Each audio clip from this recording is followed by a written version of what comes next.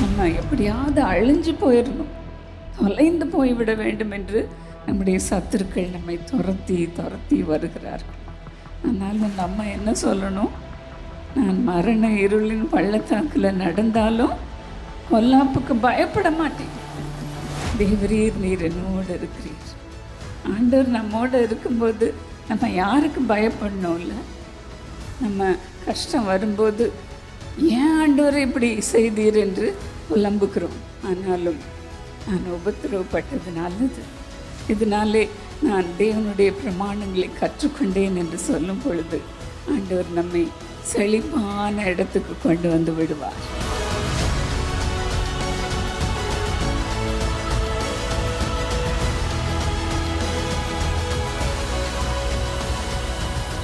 இந்த நாளிலையும் கர்த்தர் கொடுத்த ஒரு வசனத்தை உங்களோடு பகிர்ந்து கொள்ள விரும்புகிறேன். சங்கீதம் 23:4 தாவீது சொல்லுகிறான், நான் மரண இருளின் பள்ளத்தாக்கில் நடந்தாலும் பொல்லாப்புக்கு பயப்படேன். தேவரீர் என்னோடு கூட இருக்கிறீர், உமது கோலும் உமது தடியும் என்னை தேற்றும். இந்த சங்கீதம் 23 முழுவதும் பார்க்கும் பொழுது தாவீதுனுடைய வாழ்க்கையில் நடந்ததெல்லாம் அப்படியே சொல்லியிருக்கிறான். கர்த்தர் அவனுக்கு எப்படி ஒரு மேய்ப்பனாக இருந்து நடத்தினார் என்பதை சொல்லியிருக்கிறான். எங்களுடைய பேத்தி கேட்லினுக்கு முதல் மெமரி வேர்ஸ் சொல்லி கொடுத்தது இந்த பகுதியிலிருந்து தான். சங்கீதம் 23 முழுவதையும் நான் அவளுக்கு தினமும் சொல்லு என்று சொல்லி கொடுத்து கொண்டே இருக்கிறேன். அருமையான ஒரு வேத பகுதி. அவன் சொல்லுகிறான், நான் மரண இருளின் பள்ளத்தாக்கில் நடந்தாலும் பயப்படேன். தாவீதும் சொல்லுகிறான், அவனுக்கு எவ்வளோ சாவு நெருங்கி போக வேண்டிய ஒரு சூழ்நிலை. சவுல் ராஜா அவனை துரத்தி கொல்ல வேண்டும் என்று துரத்தினான். இன்னும் அவனுக்கு அநேக சத்துருக்கள் இருந்தார்கள். எவ்வளவு போராட்டம்! ஒவ்வொரு போருக்கும் போகும்பொழுது மரண வாயிலே வந்து நிற்கிறது போல ஒரு வாழ்க்கை. ஒவ்வொரு முறையும் ஆண்டவர்கிட்ட வந்து கதறும், ஆண்டவரே எனக்கு தூரமாகாதே, எனக்கு துணை செய்யும், என்னை காப்பாற்றும் என்று சொல்லுவான். பிரியமானவர்களே, அப்படி தான் ஆண்டவருடைய பிள்ளைகளுக்கு ஒவ்வொரு முறையும் நடக்கிறது. நம்ம எப்படியாவது அழிஞ்சு போயிடணும், தொலைந்து போய்விட வேண்டும் என்று நம்முடைய சத்துருக்கள் நம்மை துரத்தி துரத்தி வருகிறார்கள். ஆனாலும் நம்ம என்ன சொல்லணும்? நான் மரண இருளின் பள்ளத்தாக்கில் நடந்தாலும் பொல்லாப்புக்கு பயப்பட மாட்டேன். தேவரீர் நீர் என்னோடு இருக்கிறீர். ஆண்டவர் நம்மோடு இருக்கும்போது நம்ம யாருக்கு பயப்படணும்ல? அதே தான் தாவீது சொல்லுகிறான். கஷ்டத்தில் இருந்த பொழுது, நம்ம செத்து போகிறோம் என்று சூழ்நிலையில் ஒரு இடத்துல அவன் சொல்லுகிறான் பாருங்கள். சங்கீதம் 22:1 என் தேவனே ஏன் என்னை கைவிட்டீர் என்று சொல்லுகிறான். இப்படி தான் ஆண்டவருடைய பிள்ளைங்களுக்கு வேதனைகள் வரும். ஆண்டவர் அந்த வழியில் தான் நடத்துகிறார். மரண இருளின் பள்ளத்தாக்குக்கு கொண்டு போகிறார்.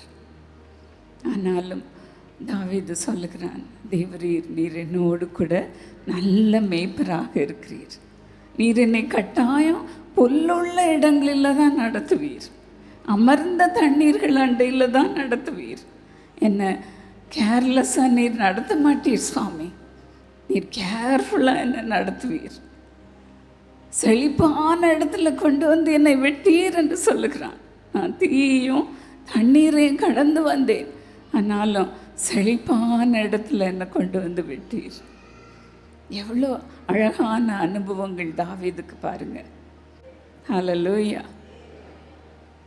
இந்த தாவீது ஆண்டவருக்கு மிகவும் பிரியமான மனுஷனாக இருந்தான். ஆண்டவருடைய இருதயத்திற்கு பிரியமான மனுஷனாக இருந்தான். நாங்கள் இஸ்ரவேல் தேசத்துக்கு போன பொழுது ஒருவர் சொன்னார், இந்த இஸ்ரவேல் தேசத்தில் நிறைய குன்றுகள் இருக்கிறது. உயரமான இடத்துலேருந்து கீழே பள்ளத்தாக்குக்கு வரணுன்னா நேரம் வர முடியாது, நேரம் இறங்கி வந்துட முடியாது. ஏன்னா அங்கே கற்கள் நிரம்பி இருக்கிறது, அதுவும் ஷார்ப்பாக இருக்கும், கூர்மையாக இருக்கும். அதனால் அந்த மலையை சுற்றி சுற்றி தான் நடக்கணும். சிக்ஸாக் பாதை இருக்கும், அப்படியே சுற்றி சுற்றி வரணும். அங்கே இருக்கிற மேய்ப்பர்கள்லாம் ஆடுகளை அப்படி தான் மேய்ப்பாங்களாம். மேலேருந்து கீழே பள்ளத்தாக்கில் தண்ணி இருக்கும், செழிப்பான இடம் இருக்கும். அங்கே கொண்டு வர்றதுக்கு மலையை சுற்றி சுற்றி வரணும். அப்படி தான் ஆண்டவர் கர்த்தருடைய பிள்ளைகளை நடத்துகிறார். நம்மளை நேரம் நடத்திட்டா நம்ம எங்கேயோ போயிடுவோம், பெருமை வந்துடும், இந்த டால் மேலேருந்து கீழே விழுவோம். அதனால் ஆண்டவர் நம்ம வனாந்திரத்தை சுத்தும்படி செய்கிறார். இஸ்ரவேல் ஜனங்களை ஆண்டவர் அப்படி தான் நடத்தினார். வனாந்திரத்தில் 40 வருஷம் அலைந்து திரிந்தார்கள். ஆனாலும் அவங்க திருந்தவே இல்லை. ஆனால் ஆண்டவர் நமக்கு நல்ல பாதையை கொடுக்கிறார். நம்ம கஷ்டம் வரும்போது ஏன் ஆண்டவர் இப்படி செய்தீர் என்று புலம்புகிறோம். ஆனாலும் நான் உபத்திரவப்பட்டது நல்லது, இதனாலே நான் தேவனுடைய பிரமாணங்களை கற்றுக்கொண்டேன் என்று சொல்லும் பொழுது ஆண்டவர் நம்மை செழிப்பான இடத்துக்கு கொண்டு வந்து விடுவார். ஹல்லேலூயா, ஹல்லேலூயா. ஆண்டவர் நம்மை மறுபடியும் மறுபடியும் மறுபடியும் ஆண்டவருடைய சமூகத்திற்கு கொண்டு வந்து நிறுத்துவதற்காக தான் சுற்றி சுற்றி நம்மை நடத்துகிறார். சுற்றி சுற்றி ஆண்டவரை சுற்றி சுற்றி நம்ம வரணும் என்பதற்காக இப்படி நடத்துகிறார். பிரியமானவர்களே, அப்படி தான் எங்களுடைய ஸ்டாஃப் மெம்பருடைய சாட்சியை நான் சொல்ல விரும்புகிறேன். அவர் இன்றைக்கு மும்பையில் ஒரு வல்லமையான பிரேயர் வாரியராக இருக்கிறார். அவர் சிறு வயதில் 12ஆம் வகுப்பு முடிக்கும் பொழுது கர்த்தர் அவரோடு பேசினார், நீ எனக்கு ஊழியம் செய்ய வேண்டும் என்று. அதனால் தன்னுடைய வாழ்க்கையை ஆண்டவருக்காக ஒப்பு கொடுத்தார். பைபிள் கிளாஸஸ்க்கு போய் அங்கு டிகிரி வாங்கினார். எப்படியாவது நம்ம ஊழியம் செய்யணுன்ட்டு ஆண்டவருடைய வேத வார்த்தைகளை கரைத்து குடித்தார். ஆனாலும் குடும்ப சூழ்நிலை வேறு விதமாக இருந்தது. அவருடைய தகப்பன் நோய்வாய்ப்பட்டு திடீரென்று மரித்து போனார். இவர்தான் அந்த குடும்பத்தை நடத்த வேண்டிய கட்டாயம் வந்தது. ஆகையினால் அவர் கால் சென்டரில் வேலை செய்ய ஆரம்பித்தார். கொஞ்ச நாள் வேலை செய்து நல்ல டீசன்ட் சேலரி அவருக்கு கிடைத்தது. அதிலேயே அவருடைய கவனம் சென்றது. ஊழிய அழைப்பை மறந்து போனார். ஒரு நாள் திடீரென்று அவருக்கு ஃபீவர் வந்தது, ஏறிக்கொண்டே போனது. மரண தருவாயில் வந்தார். ஆஸ்பத்திரியில் அவரை அட்மிட் பண்ணினார்கள். டாக்டர் சொன்னார்கள், என்ன எவ்வளோ நாங்கள் டயக்னோஸ் பண்ணி பார்த்துட்டோம், என்னன்னு புரியல, இந்த ஃபீவர் இறங்கவே மாட்டேங்குதே என்று அவர்கள் குழம்பிக் கொண்டிருந்தார்கள். அந்த நேரத்தில் ஆஸ்பத்திரி பெட்டில் அவர் படுத்திருக்கும் பொழுது கர்த்தர் அவரோடு கூட பேசினார். என் மகனே, நான் உன்னை ஊழியத்திற்கு அழைக்கவில்லையா? நீ என்னுடைய சத்தத்தை கேட்டுதானே ஊழியம் செய்ய உன்னை ஒப்பு கொடுத்தாய், அதை மறந்து போனாயா என்று அவரோடு பேசினார். உடனே அந்த நடு ராத்திரியிலேயே மனம் திரும்பினார். என்ன வந்தாலும் பரவாயில்ல என்று சொல்லி தன்னுடைய வேலையை ராஜினாமா செய்து நான் முழு ஊழியத்திற்கு என்னை ஒப்பு கொடுக்கிறேன் என்று சொன்னார். என்ன ஆச்சரியம் பாருங்கள், கொஞ்ச நேரத்திலே அந்த ஃபீவர் இறங்கினது. நார்மல் நிலைக்கு வந்து விட்டார். காலையில் டாக்டர் வந்து அவரை செக் பண்ணின பொழுது உங்கள் ஃபீவர் எங்கே போச்சு என்று கேட்டார். அவ்வளோதான், அவங்களுக்கு ஒன்றும் இல்லை என்று சொல்லி வீட்டிற்கு அனுப்பினார். அவர் நேர வீட்டுக்கு போகாமல் எங்கே போனார் தெரியுமா? மும்பை பிரேட்டோருக்கு வந்தார். ஒரு ஃப்ரெண்டு மூலமாக இங்கு ஜாப் இன்டர்வியூ நடக்கிறது வா என்று சொன்னது நிமித்தம் ஃப்ரெண்டோடு கூட பிரேட்டோருக்கு போய் இறங்கினார். அங்கே போய் உட்காந்தா 40 பேர் இன்டர்வியூக்கு உட்காந்துருந்தாங்க. இவருக்கு அவ்வளோதான், நமக்கு எங்கே வேலை கிடைக்க போகுது, இவங்கெல்லாம் நல்லா படிச்சிருக்காங்க, நம்ம தியாலஜி தானே படிச்சிருக்கிறோம் என்று நினைத்து கொண்டிருந்தார். என்ன ஆச்சரியம், அந்த 40 பேரில் 2 பேருக்கு வேலை கிடைத்தது. இவரும் அதில் ஒருவராக செலக்ட் பண்ணப்பட்டார். ஹல்லேலூயா.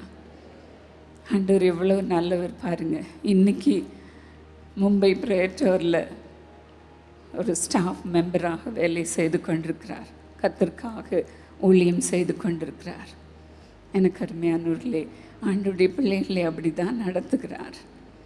நமக்கு குருடரை அவர்கள் அறியாத பாதையிலே, தெரியாத வழியிலே அழைத்து கொண்டு வந்து இன்னும் கரடு முரடான பாதையை செவ்வையான பாதையாக மாற்றுகிறார். இவைகளெல்லாம் நான் அவர்களுக்கு செய்து நான் அவர்களை கைவிடாதிருப்பேன் என்று கர்த்தர் சொல்லுகிறார். நாம் பிரியமானவர்களே, உங்கள் வாழ்க்கையில் கூட மேடு பள்ளம் இருக்கலாம், மரண பாதை இருக்கலாம். ஆனாலும் பயப்படாதிருங்க. சொல்லுங்க, ஆண்டவரே நீர் என்னோடு கூட இருக்கிறீர், என்னோடு கூட நடக்கிறீர், என் கரத்தை பிடித்து நீர் நடத்துகிறீர் என்று சொல்லுங்க. இந்த ஏப்ரல் மாதம் எனக்கு துக்கமான ஒரு மாதம். ஏப்ரல் 18ஆம் நாள் என்னுடைய அப்பாவை இழந்து போனேன். 29ஆம் நாள் என்னுடைய சகோதரனை இழந்து போனேன். இந்த விதமான மரண பாதையில்தான் ஆண்டவர் என்னை நடத்தி வந்து கொண்டிருக்கிறார். இதுக்கு நடுவில் என்னுடைய பிறந்த நாள் 24ஆம் தேதி வருகிறது. ஏப்ரல் மாதம் ஏன் தான் வருகிறது என்று நான் பல முறை நினைத்திருக்கிறேன்.